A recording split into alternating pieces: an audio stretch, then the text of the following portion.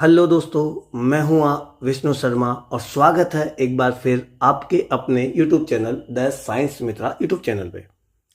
तो दोस्तों, संभव बीज की आज की क्लास में हम बात करने वाले हैं गति के समीकरण से रिलेटेड जितने भी 11 साल में पीवाईक्यूज आए हुए हैं उनके बारे में।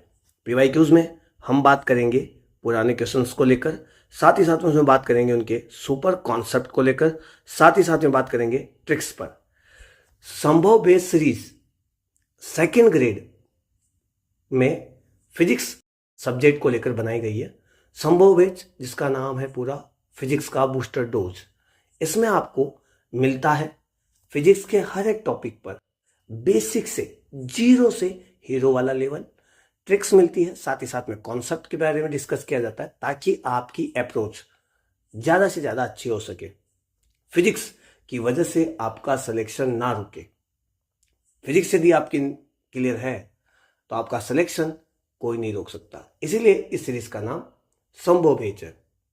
इसमें हम 2008 से लेकर 2023 तक के पुराने ईयर्स के क्वेश्चंस पर डिस्कस करेंगे। तो वीडियो को ज़्यादा लंबा नहीं खींचूंगा, बात करते हैं हमारे आज की क्लास में कुछ स्पेशल क्वेश्चंस पर। चलिए देखते हैं।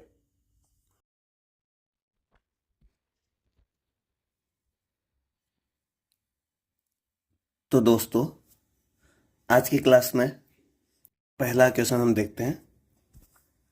बड़ा इंपॉर्टेंट है, अच्छा क्वेश्चन है, डायग्रामेटिकली है और जिसके कॉन्सेप्ट क्लियर है ना केवल वही कर पाएगा इसको। जो क्या कह रहा है सवाल में, किसी सरल रेखा के अनुदिश, एक स्ट्रेट लाइन के अनुदिश कोई मोशन हो रही है, उसमें कण के लिए वेग विस्थापन वक्र दिया हुआ है। अच्छा, ग्राफ बहुत इंपॉर्टेंट चीज़ होती है, आपको ग्राफ समझ में आना चाहिए। ग्राफ एक तरीके से हमारा एक गूंगा दोस्त होता है जो बोल नहीं सकता बट उसके पास नॉलेज पूरी है। तो ये इनडायरेक्टली हमें सारी इंफॉर्मेशन देता है। जिसको ग्राफ के इशारे समझ में आते हैं, ग्राफ समझ पाएगा, वो क्वेश्चन आराम से कर पाएगा। ठीक है, तो देखो ग्राफ करने के तरीके बताता हूँ। देखो क्या लिखा हुआ है हमारे पास कि हमें देखो क्या दिया हुआ है, वेग और विस्थापन ग्राफ दिया हुआ है ना। ठीक है, वेलोसिटी डिस्प्लेसमेंट ग्राफ दिया हुआ है।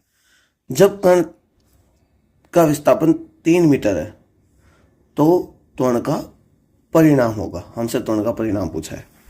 ठीक है, त्वरण का परिणाम पूछा है। देखो अभी सुनो, अभी देखिए, तो एक काम करते हैं, हमें त्वरण चाहिए ना, पहले त्वरण के फॉर्मूले बनाते हैं अपन कुछ, है ना। देखो यदि मैं त्वरण के कुछ फॉर्मूलों की बात करूं तो जैसे एक्सीलरेशन का जो फॉर्मूला होता है वो होता है dv अपॉन dt। अच्छा, इसका मतलब होता है स्लोप यानी ढाल ऑफ vt ग्राफ। ठीक है, बट ग्राफ v और t के बीच का नहीं है, v और x के बीच का है। तो एक काम और कर लेते हैं अपन, मुझे v और x चाहिए एक तरीके से, तो मैं ऊपर भी dx से मल्टीप्लाई कर देता हूँ, नीचे भी dx से मल्टीप्लाई कर देता हूँ और इनको आगे पीछे लिख देता हूँ। आगे पीछे यानी x को मैं आगे लिख देता हूँ और t को मैं पीछे लिख देता हूँ, है ना। तो यहाँ पर ये हो जाएगा dv और dx। इस x को उठाकर इस x को मैं dt की जगह रख रहा हूँ और dt को मैं पीछे की साइड ले जा रहा हूँ और ये बन जाएगा dx अपॉन dt। अभी आप ध्यान से देखेंगे तो dx अपॉन dt जो होता है ना भाई, वो वेग होता है जिसको हम वेलोसिटी बोलते हैं। dx अपॉन dt क्या होता है, वेलोसिटी। तो a बराबर हो जाएगा आपका वेलोसिटी, या ऐसे लिख दो dv by dx into velocity यानी वेग। तो मेरा a का जो फॉर्मूला हो गया ना भाई तैयार हो गया, a का अब एक्चुअली फॉर्मूला बन के हो गया v dv अपॉन dx। ये मेरा a का फॉर्मूला आ गया। बस यही की कहानी है, बस यहाँ तक समझ में है तो सब कुछ हो जाएगा। ठीक है, अब देखो ए का एक फॉर्मूला ये भी होता है, बड़ा इंपॉर्टेंट है। आगे मेरी बात समझे, अब इसमें ए देखो, ए की जगह ए लिखिए, वी यानी वेलोसिटी, वेग चाहिए। कब का, जिस समय बात की गई हो, जिस समय बात की गई हो। आपकी बात देखो यहाँ पर सवाल में, देखो यहाँ पर देखो मैं लिख रखा हूँ विस्थापन 3 मीटर है, तब की बात चल रही है। तो ग्राफ में 3 मीटर यहाँ है जब 3 मीटर है तो वेग जो है ना वो 4 मीटर पर सेकेंड है, तो मैं यहाँ पे 4 मीटर पर सेकेंड लूँगा वेग, मुझे वेग 4 मीटर पर सेकेंड दिया हुआ है, ठीक है, इंटू अब ये dv अपॉन dx है, इसका क्या किया जाए। अब मैं आपको एक चीज़ बताता हूँ, जब भी कोई ग्राफ की बात की जाती है उसका y अपॉन एक्स लिया जाए उसको हम स्लोप कहते हैं एक तरीके से। कई लोग dy अपॉन dx के रूप में इसे बोलते हैं, मैं इसे y अपॉन एक्स समझाऊंगा आपको, ठीक है। y अपॉन एक्स यानी y में जो है, y में देखो मेरे पास वेग है, y में मेरे पास वेग है तो मैं dv लिखूंगा, x में मेरे पास dx है, विस्थापन है तो मैं dx लिखूंगा। यानी इस ग्राफ का जो स्लोप है ना भाई वो dv अपॉन dx होगा। और स्लोप को कहीं ना कहीं मैं बताऊं आपको टेन थीटा से लिखा जाता है मैथ्स में। कैसे लिखा जाता है? टेन थीटा से। यानी आप समझिए इस बात को, ये जो dv अपॉन dx है ना, ये dv अपॉन dx इधर देखो किनारे में, उसको मैं टेन थीटा भी लिख सकता हूँ, तो मैं यहाँ पे टेन थीटा लिख देता हूँ। अब थीटा कहाँ से लाऊं मैं? थीटा देखो जिस पॉइंट पर बात की गई ना वहां चेक करना होता है। कौन सा पॉइंट? हमें 3 मीटर वाली बात चल रही थी, ये रहा 3 मीटर। यहाँ देखो जिस पॉइंट पर हम बात कर रहे हैं उस ग्राफ में देखो स्लोप जो है ना ये वाली स्पर्श रेखा यानी एक टेंजेंट बताती है, और इस पॉइंट पे जो स्लोप आ रहा है उसमें एक्स एक्स के साथ एंगल कितना डिग्री आ रहा है हमारे पास? 60 डिग्री आ रहा, ये याद है ना।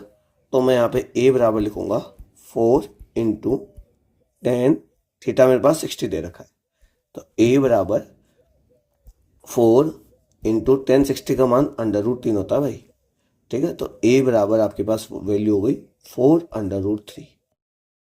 बस हमारा जो आंसर है क्लियर हो गया। तो मैं यहाँ पे ऑप्शन इसके मैंने लिखे नहीं है, तो मैं त्वरण का परिणाम लिख देता हूँ 4√3 मीटर बटा सेकेंड स्क्वायर। बस ये हमारा आंसर है। समझ में आया ना आपको? फिर टेन थीटा वाला थोड़ा सा है, तो मैं आपको एक थोड़ा सा हिंट और दे देता हूँ। देखो यहाँ से इसको रफ कर रहा हूँ हल्का सा। देखो मुझे चाहिए dv अपॉन dx, तो देखो ऊपर यहाँ देखो इस ग्राफ को, इस पॉइंट पर ये y वाले x की वैल्यू है ना, और y में हम वेग ले रखे हैं तो मैंने लिख दिया dv। ये देखो यहाँ पर ये x वाले डायरेक्शन की बात चल रही है, और x वाले डायरेक्शन में ग्राफ के हिसाब से देखा जाए तो ये मेरा डिस्प्लेसमेंट है, विस्थापन है, तो मैंने dx लिख दिया। यहाँ पर देखो ऐसा कौन सा थीटा आता है भाई जिसमें आपको लंब भी मिले आधार भी मिले? तो वो टेन थीटा है भाई, लंब बटा आधार, और लंब यानी dv, आधार यानी dx। यदि मुझे dv की वैल्यू देता, जैसे यहाँ पे 4 दे रखा है तो मैं 4 ले लेता ऐसा, तो मैं 4 लिख लेता, बट x की वैल्यू भाई मुझे दे नहीं रखी। अब कई लोग कहेंगे सर ये 3 दे रखी है ना, अच्छा ये 3 इधर तक की वैल्यू है भाई, मुझे यहाँ से लेके आगे तक का चाहिए जहाँ से ये टेंजेंट खींची हुई है, स्पर्श रेखा खींची हुई है। तो नहीं मिला है मुझे आगे का मान x में, अदरवाइज मैं ऐसे लेता v की वैल्यू तो यहाँ से 4 उठा लेता, और यहाँ जो नीचे की वैल्यू मुझे x में देता 3 के आगे, यहाँ से यहाँ तक की जो भी वैल्यू मिलती है मैं वो लिख लेता, और उस हिसाब से मैं एंगल निकाल लेता।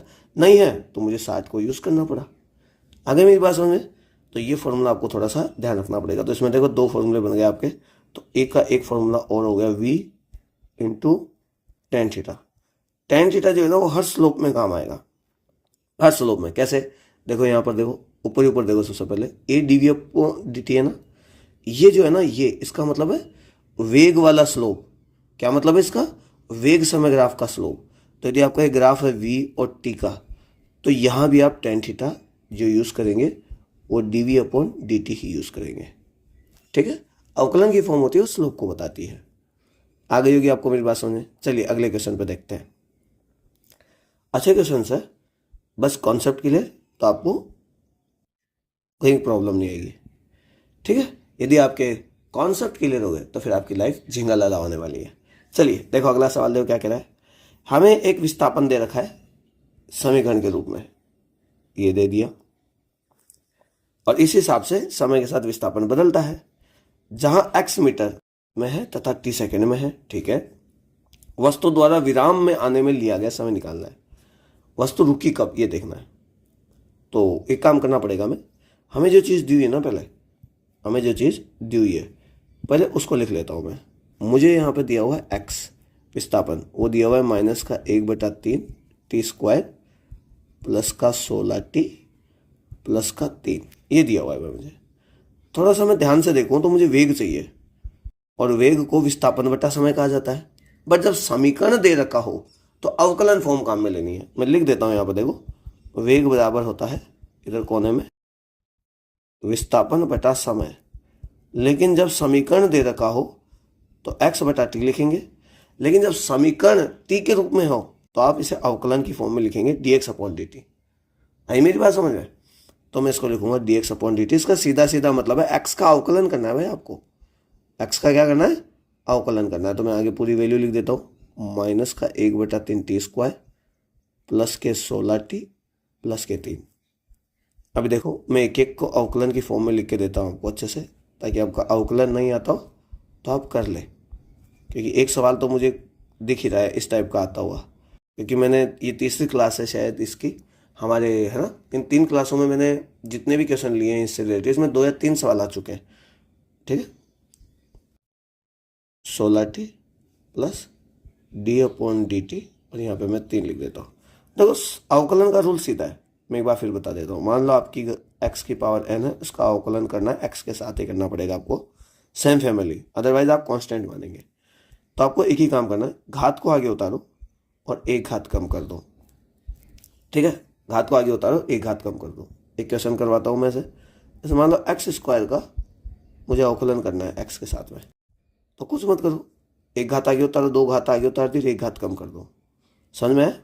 अच्छा एक चीज़ और बताता हूँ मैं आगे। मान लो यहाँ 3 होता और x की पावर 3 होती, तो ये 3 है ना कांस्टेंट है, इसे ऐसे कैसे लिखा जाता है, इसका कोई रूप परिवर्तित नहीं होता।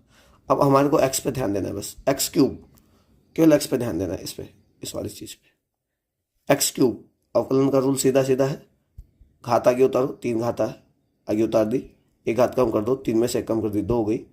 अब ये 3 3 हो गए 9 x स्क्वायर। बस ये रूल आपको याद रखना है। ठीक है, चलो देखो यहाँ पे चेक करते हैं अभी इसी रूल पर। इसमें ये देखो कांस्टेंट है 1/3, आगे ऐसे कैसे लिख लो, टी का टी के साथ ही करना है। रूल क्या कहता है? टी स्क्वायर है ना भाई, एक घात आगे उतारो, उतार दी, और एक घात कम कर दो, 2 में से 1 कम कर दी, 1 ही बची, बस हो गया। प्लस यहाँ पे देखो 16 है, 16 के 16, टी है भाई, अकेला टी है।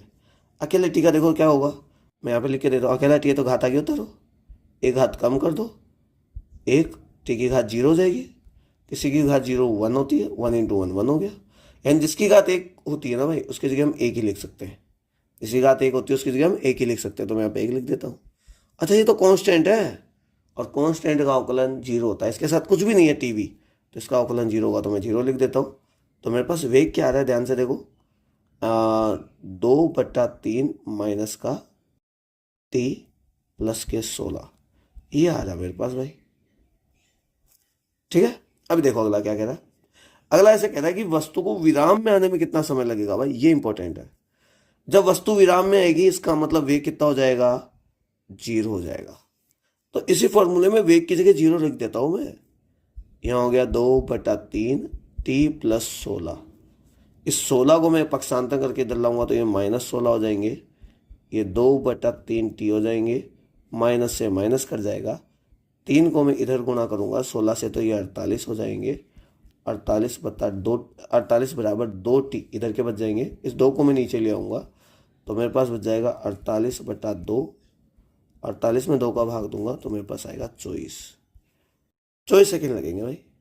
तो ऑप्शन 3 हमारा करेक्ट आंसर हो गया। अब आपको मैंने कॉन्सेप्ट भी बता दिया है, अवकलन समाकलन भी बता दिया, और इस तरह से होने वाले सवाल भी बता दिए। x से v कैसे निकालते हैं आपको पता लग गया होगा। ठीक है, अच्छा v से t भी ऐसे ही निकाला जाता है, a बराबर होता है dv/dt, तो अवकलन से ही त्वरण निकाला जाएगा। आगे मेरी बात समझे? चलिए नेक्स्ट क्वेश्चन देखते हैं।